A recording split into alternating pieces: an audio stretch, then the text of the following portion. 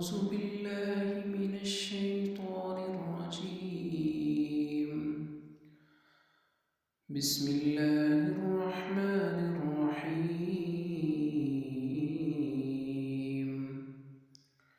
القارعة ما القارعة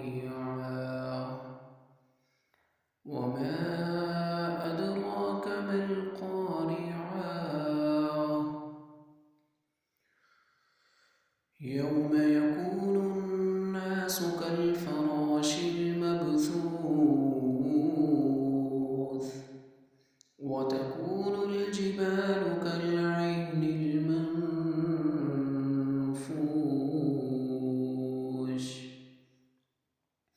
فأما من ثقلت موازينه فهو في عيشة راضية وأما من خفت موازينه فأمه هاوية وما